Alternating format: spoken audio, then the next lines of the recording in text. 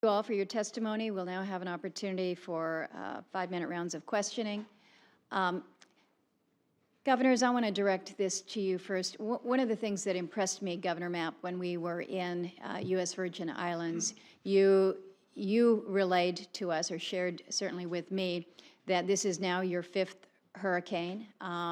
You have a little bit of experience dealing with disasters, and you indicated that in anticipation of Hurricane Irma coming your way, you effectively had teed things up so that in the event that you were hit, which of course you were, you could immediately move forward to basically pushing send with the request for mutual aid, and indicated that that allowed you then to move quickly to remove debris and really get to work in an area that had been incredibly devastated. We're looking at this hearing to not only learn about kind of what we have done right, where we have stumbled in this effort, and also how to move forward from that. But that's one thing that as I look at the 2 islands that were impacted both in considerable ways, in Puerto Rico, Governor Rosselló, mutual aid was not implemented immediately. In fact, I heard many times as we were traveling there that in fact the real recovery didn't begin until a month later, effectively October 30th, when the mutual aid switch was flipped and the effort really began. Governor Rosselló, can you share with the committee why mutual aid was not advanced immediately? Of course. Thank you again for the opportunity. Let me just take you initially through the time frame that was the 2 twin storms. We first got hit with Irma. At that juncture, there were some requests for information for several contractors to come to Puerto Rico to attend to some of the challenges that we had after Irma.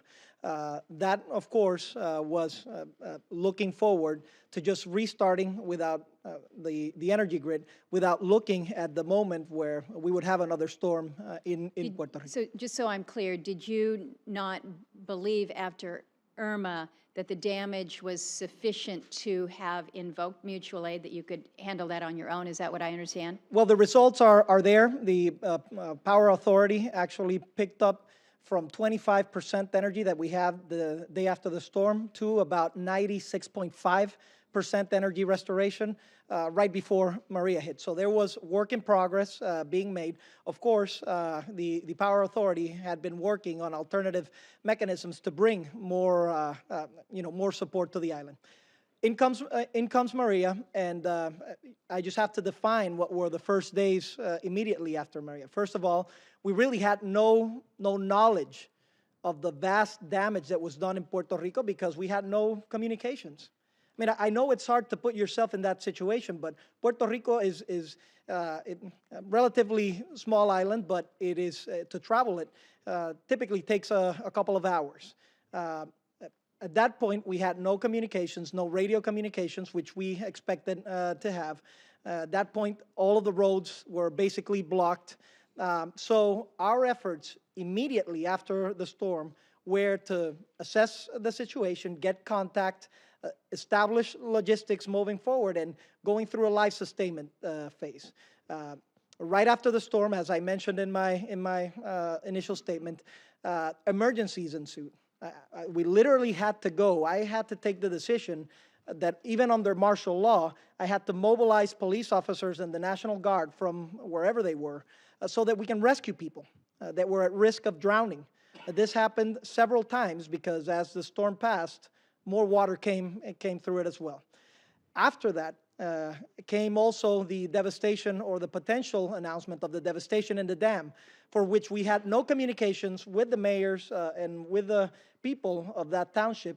So I had to go in a car, and in a route that takes typically an hour and a half, it took us about 4 hours to get there. I went there with our resident commissioner so that we can warn the local authorities, the mayors, of what was going on. Governor, I'm going to interrupt only because I'm out of time, but it begs the question then, obviously, great deal of immediate urgency to save human life.